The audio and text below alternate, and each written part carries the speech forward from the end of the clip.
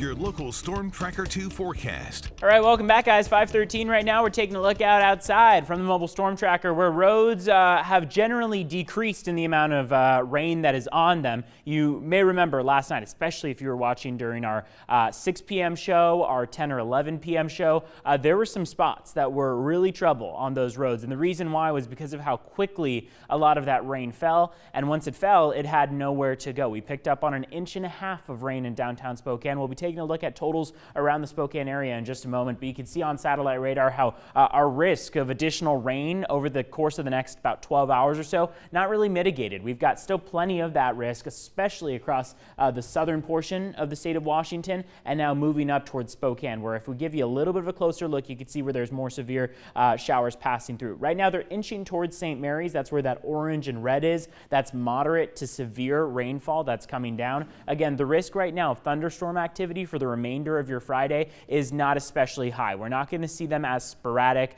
as they were yesterday. Today is going to be kind of one of those days of just steady, constant downfall. Now, what we've seen over Spokane right now has generally been light throughout the morning. But yesterday, we picked up on these totals. Take a look at how different it is depending on where you are. The airport, Spokane Airport, picked up on just over 1/4 inch, about 1/2 inch around Fairchild, 1/2 inch toward the valley, 1.5 inches around downtown. And keep in mind, prior to this storm that came through yesterday, the totals for the entire month of May were only at 7/100ths of an inch. The year in total so far of 2019 was at 6.67 inches. So the important thing to keep in mind with this is that when you see 1.5 inches of rain drop in just several hours, it can really cause the kind of flooding that we saw yesterday, especially on those roads. Now, if we look at what we've seen so far today, these are our rain totals just for your Friday. We've only seen about 1/100th of an inch in Coeur d'Alene, but look how high that number is, or 1/100th of an inch in Spokane. Look how high that number is in Coeur d'Alene. So we're already moving towards about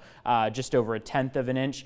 Moses Lake hasn't picked up any significant returns today. Same situation down toward Bonner's Ferry, or up toward Bonner's Ferry, I should say, where so far things have been generally light this morning. Now, keep in mind, that's just over about the last 5 hours. We've got plenty of the day to go, and as the day goes on, we're looking at this chance of precipitation. It jumps from about 50 throughout the next hour, all the way up to 80 by about 11 a.m. That 80% chance of widespread showers continues all the way through the remainder of your day, which means there is a lot more rain to be seen. Future tracker shows that those showers move farther up towards Spokane by the time we get to about 9 a.m. Notice how the majority of the state of Idaho, especially along the northern panhandle, is going to be picking up on heavy returns over the next couple hours. Going into about 1:30 p.m. today, we see those areas of some more moderate rain up toward the northern third of Washington.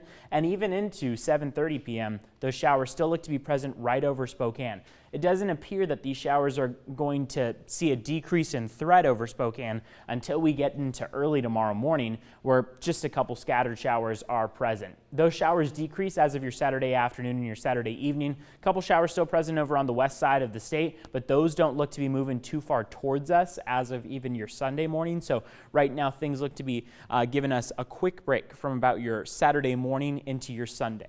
Right now, those totals between now and your Saturday morning look like this, of what we're going to be seeing, the additional rain possible between now and tomorrow morning. Up to 1 inch almost in Coeur d'Alene, 0.8 of an inch in Spokane, lighter accumulations around central Washington. And on that 7-day forecast, temperatures today stay very stagnant. We're at about the mid-50s for the morning hours, the afternoon, and the evening. Only an increase in temperatures as the weekend comes about, and still seeing the threat of some shower activity, especially as we go towards the beginning of next week. Although for most of Saturday and Sunday, our risk of showers, or at least heavy rainfall, is slightly mitigated as opposed to what we saw yesterday. Back to you guys.